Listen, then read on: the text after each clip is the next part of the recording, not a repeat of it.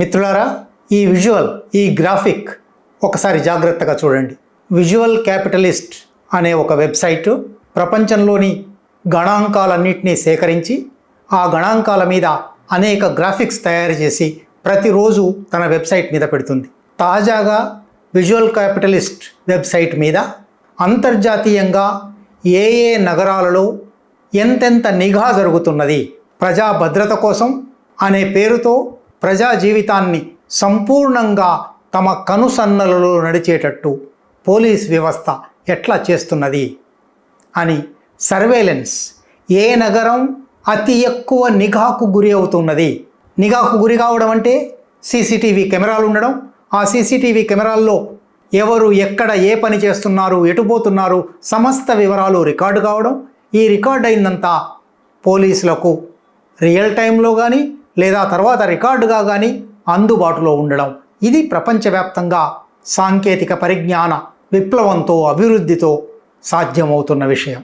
ఆ గణాంకాల ప్రకారం గ్రాఫిక్ మళ్ళీ ఒకసారి చూడండి. హైదరాబాద్ మొదటి స్థానంలో ఉంది. హైదరాబాదులో ప్రపంచంలో ఏ నగరం కన్నా ఎక్కువగా 9 లక్షల సీసీటీవీ కెమెరాలు ఉన్నాయి. విజువల్ క్యాపిటలిస్ట్ ప్రపంచంలోని ఏ నగరంలో జనాభాను బట్టి ఎంత జనాభాకు ఎన్ని సీసీటీవీ కెమెరాలు ఉన్నాయి అని ర్యాంకింగ్ ఇచ్చింది. ఆ ర్యాంకులలో హైదరాబాదు 1000 మంది జనాభాకు 79 సీసీటీవీ కెమెరాలతో మొదటి స్థానంలో ఉంది. 72 కెమెరాలతో మధ్యప్రదేశ్లోని ఇండోర్ రెండో స్థానంలో ఉంది. 41 కెమెరాలతో బెంగళూరు మూడో స్థానంలో ఉంది. అంటే ప్రపంచంలో అత్యంత నిరంకుశమైన ప్రజా జీవితాన్ని కట్టడిలో పెట్టే దేశాలు అని పేరు పొందిన దేశాల్లో కూడా భారతదేశంలో ఉన్నంత నిఘా లేదు. ఈ జాబితాలో మొదటి 3 స్థానాలను ఆక్రమించినవి భారతీయ నగరాలు. అందులోనూ హైదరాబాదు మొదటి స్థానంలో ఉంది. ఆ తర్వాత 1000 మందికి 28 కెమెరాలతో లాహోరు, 1000 మందికి 24 కెమెరాలతో సౌత్ కొరియా సియోల్, 20 కెమెరాలతో రష్యాలోని మాస్కో, 18 కెమెరాలతో ఆఫ్ఘనిస్తాన్లోని కాబూల్, 18 కెమెరాలతో సింగపూర్, 18 కెమెరాలతో రష్యాలోని సెయింట్ పీటర్స్బర్గ్, 15 కెమెరాలతో ఇరాక్లోని బాగ్దాద్. ఇవి 10 స్థానాలు. ఆ తర్వాత వాళ్ళు 30 స్థానాల వరకు ప్రకటించారు. అవి అవసరం లేదు. కానీ ఇన్ని సీసీటీవీ కెమెరాలు ఎందుకోసం వాడుతున్నారు? ఇది కొంచెం ఆలోచించవలసిన విషయం. భారతదేశంలో విస్తారంగా సీసీటీవీ కెమెరాల ఏర్పాటు జరుగుతూ ఉన్నది. నగరాలలో, కూడళ్లలో, బహిరంగ స్థలాలలో, థియేటర్లలో, అపార్ట్మెంట్ కాంప్లెక్స్లలో, మాల్స్లో ఎక్కడ పడితే అక్కడ సీసీటీవీ కెమెరాలు మనకు కనబడుతూ ఉన్నాయి. మనం నడుస్తూ ఉన్నప్పుడు, మనం ఏదైనా కొంటూ ఉన్నప్పుడు, ఏదైనా పని చేస్తూ ఉన్నప్పుడు ఇవంతా రికార్డ్ అవుతూ ఉన్నాయి. మామూలు ప్రజలకైతే రికార్డ్ అయినా అభ్యంతరం లేదు.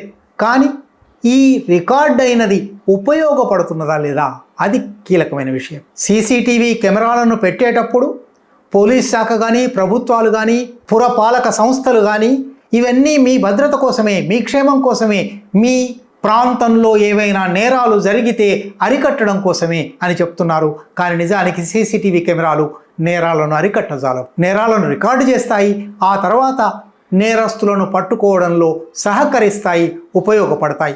అంతకన్నా ఎక్కువ కాదు. అయితే ఆశ్చర్యం ఏమంటే, ఇంతగా నిఘా ఉన్నప్పటికీ నేరాల పరిశోధనలో, దర్యాప్తులో సీసీటీవీ కెమెరాల వాడకం అత్యంత తక్కువగా ఉన్నది. ఎప్పుడో 100 నేరాలలో 1 నేరంలో సీసీటీవీ ఆధారంగా పట్టుకుంటే దాని గురించి వార్తలు, ఛానళ్ళు ప్రచారం చేసుకుంటారు. కానీ వాస్తవంగా చాలా సందర్భాలలో నేరాలు జరిగిన చోట సీసీటీవీ కెమెరాలు పనిచేయడం లేదు అని చెప్తున్నారు. పోలీస్ స్టేషన్లలో అక్రమ నిర్బంధాల మీద కేసులు వచ్చినప్పుడు కోర్టుకొచ్చి ఆ పోలీస్ స్టేషన్లో ఆ సమయానికి సీసీటీవీ కెమెరా పనిచేయడం లేదు అని చెప్తున్నారు. సుప్రీంకోర్టు ఖచ్చితమైన నిర్దిష్టమైన ఆధారాలు ఇచ్చింది.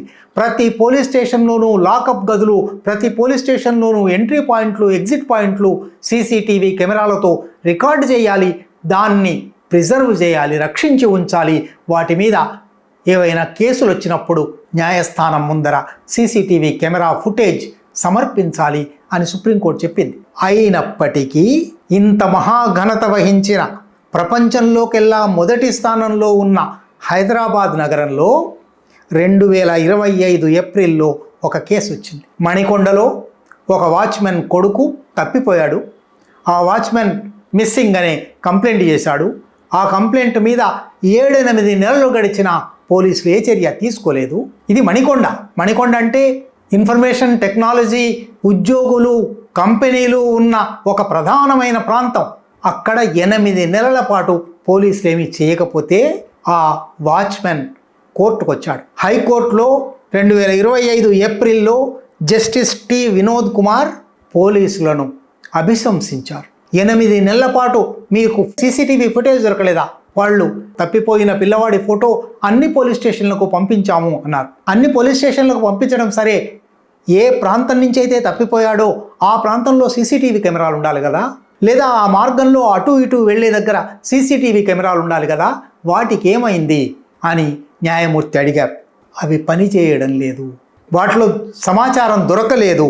అప్పుడు ఆయన ఇవి పెట్టిందే వాటి అసలు కారణమే ప్రజలకు మెరుగైన సురక్షితమైన జీవితం ఇస్తామని కదా, ఆ పని చేయనప్పుడు కెమెరాలు పెట్టి ఏం లాభం?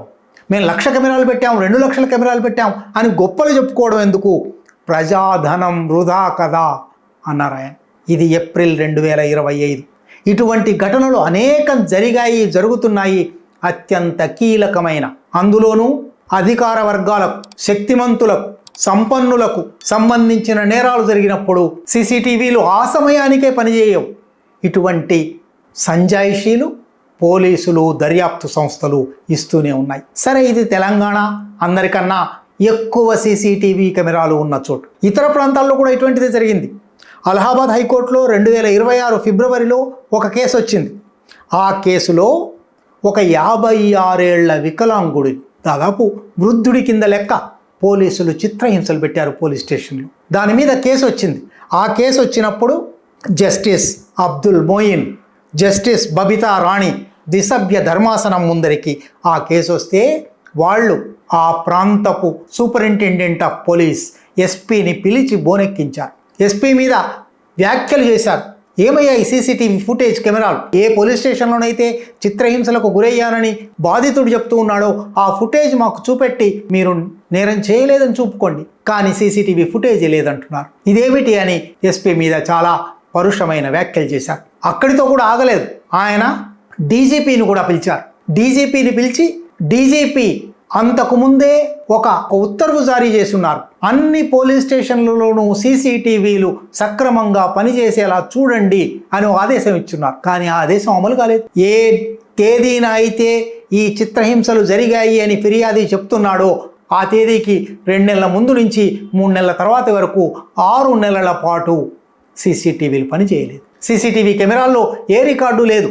ఇది డైరెక్టర్ జనరల్ ఆఫ్ పోలీస్ ఆదేశాలు ఇచ్చిన తర్వాత అక్కడితో కూడా ఆగకుండా న్యాయమూర్తులు ప్రభుత్వ చీఫ్ సెక్రటరీకి కూడా ఒక నోటీస్ ఇచ్చారు. ఇది చాలా తీవ్రమైన వ్యవహారం, సీసీటీవీ ఫుటేజ్ ఉండాలి అని సుప్రీంకోర్టు చెప్పిన తర్వాత, సీసీటీవీ ఫుటేజ్ను భద్రపరచండి అని డీజీపీ చెప్పిన తర్వాత, ఒక ప్రత్యేకమైన పోలీస్ స్టేషన్లో ఒక ప్రత్యేకమైన సందర్భపు సీసీటీవీ ఫుటేజ్ లేదు, సీసీటీవీ కెమెరాలు పనిచేయడం లేదు, ఏమిటిది అని అడిగారు. అది కూడా ఒక పాత కథ అనుకోండి. ఢిల్లీ హైకోర్టులో మొన్న మార్చి 28న ఒక కేసు వచ్చింది. మార్చి 12 నుంచి 14 వరకు ఢిల్లీలోని భగత్ సింగ్ ఛాత్ర ఏకతా మంచ్ అనే ఒక విద్యార్థి సంస్థ, మజ్దూర్ సంఘటన్ అనే ఒక కార్మిక సంస్థ, forum against corporatisation and militarisation అనే ఒక ఆదివాసీ విస్థాపనకు వ్యతిరేకంగా పనిచేసే సంస్థ, వాళ్ళు మార్చి 23 భగత్ సింగ్ సంస్మరణ దినం నుంచి మార్చి 30 వరకు ఒక వారం పాటు సామ్రాజ్యవాద వ్యతిరేక వారం జరపదలుచుకున్నారు. సభలు సమావేశాలు పెట్టదలుచుకున్నారు. వారిని 10 మందిని, భగత్ సింగ్ ఛాత్ర ఏకతా మంచ్ సభ్యులు 6, మజ్దూర్ సంఘటన సభ్యులు 2, ఫ్యాకం సభ్యులు 2 రోడ్ల మీద నుంచి పోలీసులు, నెంబర్ లేని వెహికల్స్లో మఫ్టీ దుస్తులలో ఉన్న పోలీసులు ఎత్తుకుపోయారు. న్యూ ఫ్రెండ్స్ కాలనీలో ఒక చిత్రహింస శిబిరంలో నిర్బంధించి అత్యంత భయంకరమైన చిత్రహింసలకు 3 రోజుల పాటు గురి చేశారు. నిర్బంధంలో ఉన్న 2 యువకులను ఒకరితో ఒకరికి లైంగిక చర్యలు జరుపుకోమన్నారు. అవి చదువుతూ ఉంటే అత్యంత జుగుప్సాకరమైన, అత్యంత భయానకమైన హింసాకాండ. ఇది హెబియస్ కార్పస్ వేశారు వాళ్ళు. హెబియస్ కార్పస్ వేయగానే వెంటనే హెబియస్ కార్పస్ పిటిషన్ మీద విచారణ జరగబోతున్నదని తెలియగానే వాళ్ళని విడుదల చేశారు. ఆ విచారణ ఇప్పటికీ జరుగుతూ ఉన్నది. ఈ క్రమంలో పిటిషనర్లు మమ్మల్ని ఫలాని చోట అరెస్ట్ చేశారు, ఫలాని చోట చిత్రహింసలు పెట్టారు, అక్కడి సీసీటీవీ ఫుటేజ్ సంపాదించండి, మమ్మల్ని ఎత్తుకుపోయారా లేదా తెలుస్తుంది అని అన్నారు. Judge justice Naveen Chawla, justice Ravinder Dudeja ఈ ఇద్దరు సీసీటీవీ ఫుటేజ్ ఇవ్వండి అని పోలీసులను అడిగారు. సీసీటీవీ ఫుటేజ్ లేదు. వాళ్ళను ఢిల్లీ నగరంలో ఒక మెట్రో స్టేషన్ దగ్గర ఒక ప్రధానమైన సీసీటీవీలు ఉండవలసిన చోట, ఢిల్లీ విశ్వవిద్యాలయ ప్రాంగణంలోని ఒక కాలనీలో భగత్ సింగ్ ఛాత్ర ఏకతా మంచ్ కార్యాలయం నుంచి ఎత్తుకుపోయారు. ఆ ఫుటేజ్ లేదు. న్యూ ఫ్రెండ్స్ కాలనీలో ఉన్న చిత్రహింసా శిబిరం ఎట్లాగో ఒక ప్రైవేటు గృహం కాబట్టి సీసీటీవీ ఫుటేజ్ ఉండదు. కానీ అక్కడికి వ్యాన్ వెళ్తున్న ఫుటేజ్ ఉండొచ్చు కదా.